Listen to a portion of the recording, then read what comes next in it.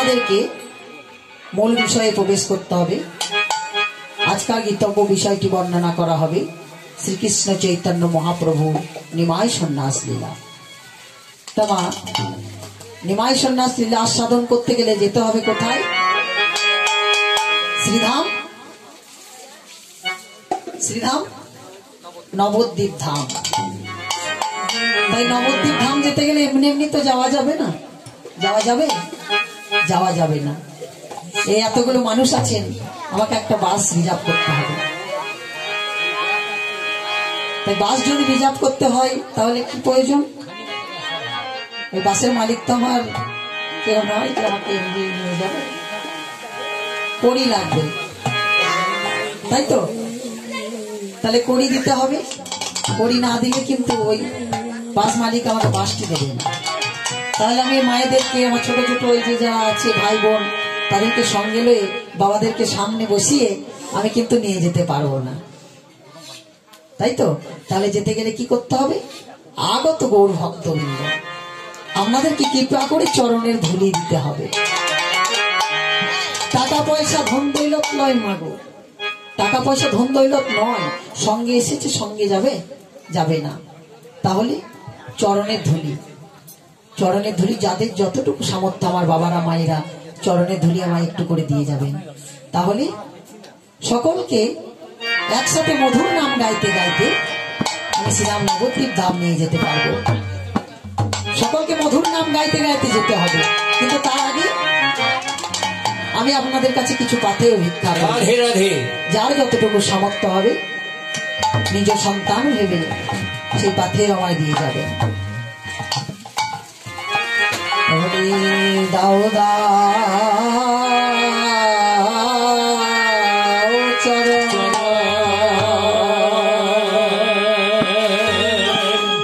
চরণে ধুলি, চরণে ধুলি দাও গো,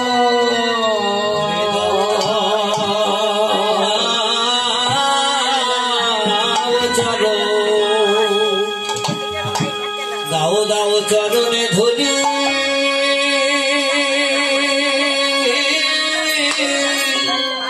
ধুলি দাও গো,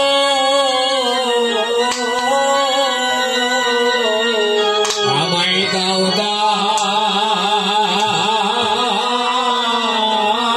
মা চরণে ধুলি দিয়ে যাবে, নইলে কিন্তু শ্রীরাম নবদ্বীপ ধাম যাওয়া যাবে না। চরণে ধুলি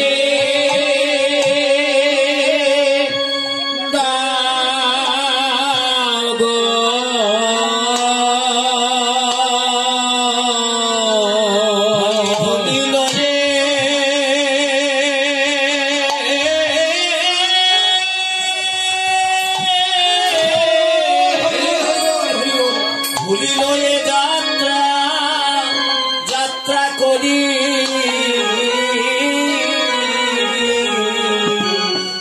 আমায় দাও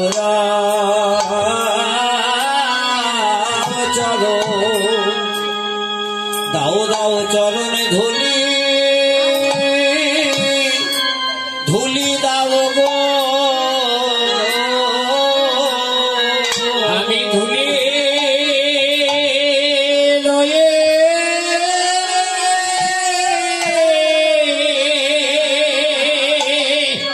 ধুলি লয়ে যাত্রা করি,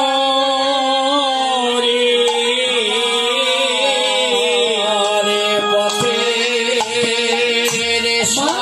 কেউ উঠে আসার ক্ষমতা নেই, একটু উঠে আসুন, চরণে ধুলি দিয়ে যান।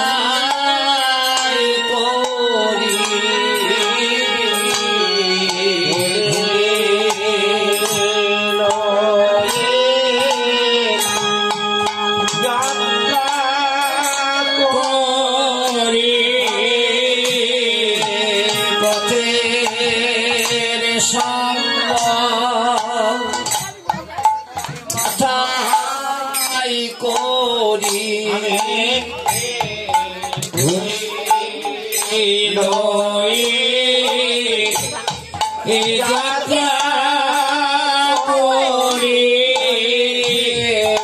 পথের সঙ্গ এ মাথায় করি একবার ধুলি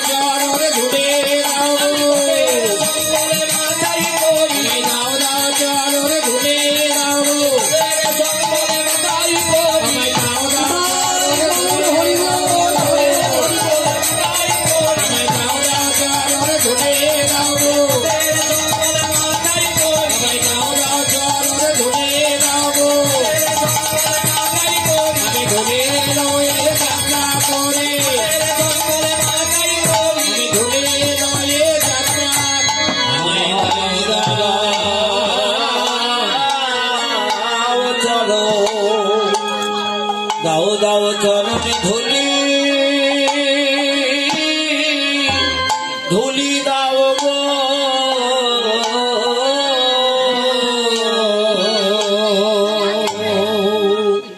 তাই মা